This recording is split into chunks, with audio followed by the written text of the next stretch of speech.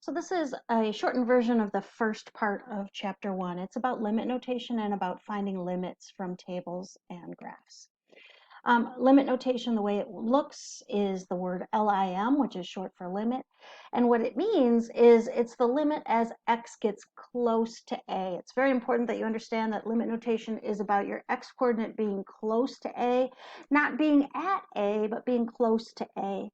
And we're looking at the function f of x. And then the answer when you're doing limit notation is going to be a y-coordinate. It's going to be the location on the y-axis of that value. We can also take limits from one direction only.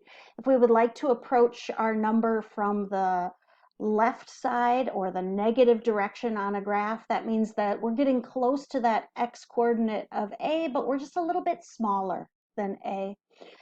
We can also take a limit from the right side. That would be the positive direction. Notice that those kind of look like exponents, but they're just a positive sign and a negative sign as exponents. So if I'm looking at a graph and I would like to find the limit from a graph, let's say I want to find the limit as x gets close to -2. Remember, that means I don't care what's happening at -2. That means I care what's happening as I get close to -2. Since there's no exponent sign here, that means that I'm approaching -2 from both directions. And now I want to look at what the y-coordinate is, and the y-coordinate here would be 2, which is also the value of the function at -2, but it wouldn't have to be. It just happens to be for this problem. If I want to take the limit as x approaches 0, remember that means that my function is my x-coordinate is very close to 0, and what's going on with my y-coordinate? Well, if I'm approaching 0 from the negative direction or from the left, my y-coordinate is -2, but if I approach 0 from the right, my y-coordinate is getting close to 0. So really, this one does not exist because the two limits don't match. In order for your limit to exist, the limits from both directions have to match. As x approaches 4, I'm looking at the value of the function is 1, but as my x-coordinate is close to 4, the y-coordinate is getting close to 2. So that's important. I don't care where the dot is, I just care what happens as I get close to that x-coordinate. And then this notation is from the left and from the, so this would be -2 from the left, and that is still 2. 0 from the right, if I'm approaching 0 from the right, my limit is going to be 0 because my y-coordinate is getting close to 0 from the right. And then if I'm approaching 4 from the left, I just look at it just from this direction, and I see that that value is 2. So that's practice with those little exponent positive and negative signs. That's the direction. Okay, we can also look at limits when we have a definition of a function or an analytical analysis of limits.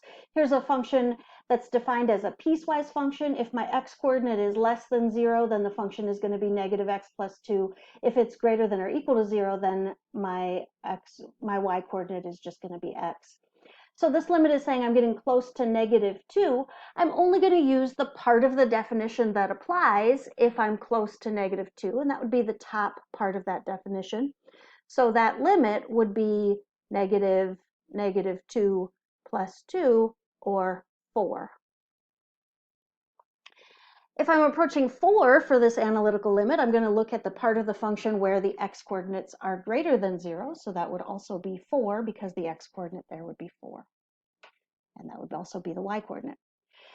If I want to look at the limit as x approaches 0 from the positive direction, that means my numbers are a little bit bigger than 0. So I would be looking at this part of my definition.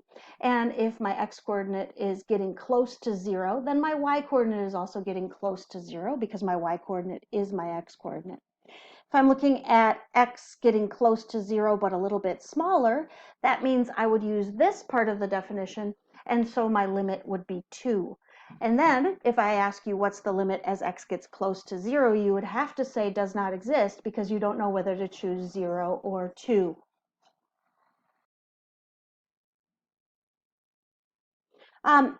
this is just another example, another analytical example.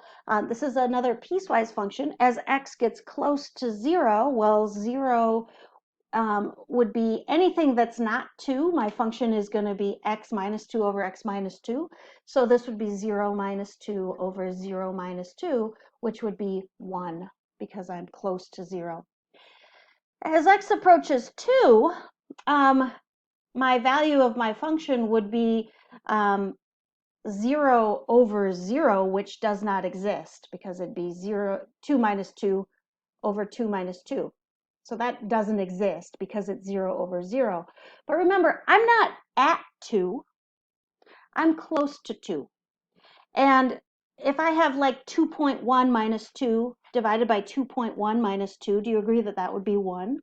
And if I were a little bit smaller than 2, like 1.9 minus 2 over 1.9 minus 2, then that would be getting close to 1. So even though 0 over 0 doesn't exist, if x is equal to 2, with limits, we don't care what happens when x is equal to 2. We care what's happening when x is close to 2.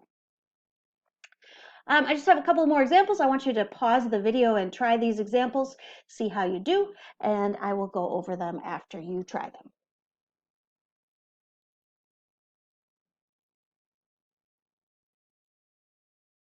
Talk about what happens with asymptotes, but as x gets close to -3 from the negative direction, this function is shooting down.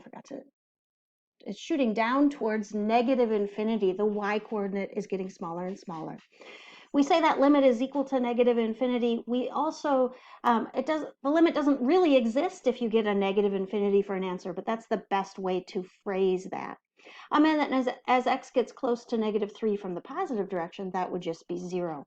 The limit as x approaches -3 itself does not exist because those two don't match.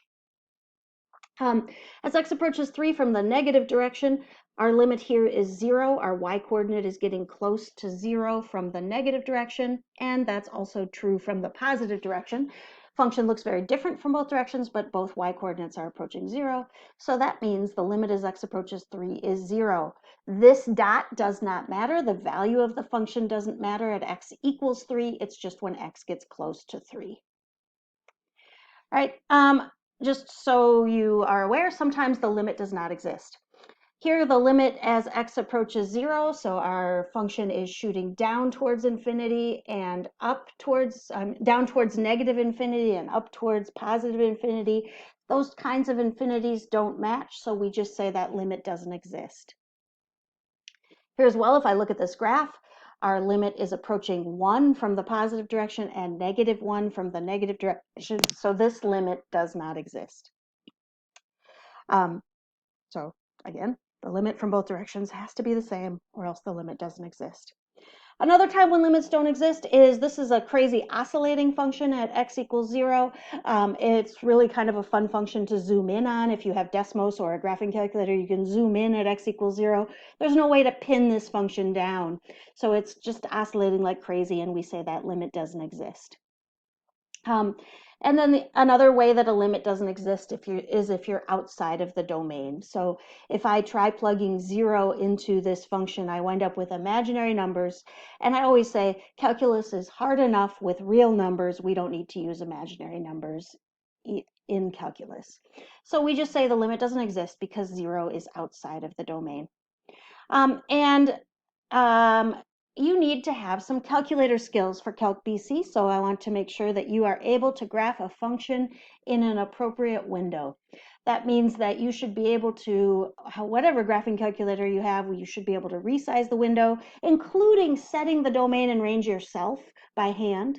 You should also be able to find the zeros of a function, or you could also find where two functions intersect. If those are skills you don't have, please make sure that you ask about those for your particular calculator. That's an important skill for Calc BC. The other two skills that you need for this class, I haven't taught you yet, but eventually you'll be able to take a derivative of a function at a given point. I'll teach this when it comes up, and you'll be able to find a definite integral of a function, and I'll teach you that when that comes up. If you don't know what derivative or definite integral means, you do not have to worry about it at this point. A big thing in Calc BC is that your final answer should always be correct to 3 places to the right of the decimal. So if you use your calculator for these examples, I'm going to make a separate video for this because I can't use a calculator from home. So have a good rest of your day.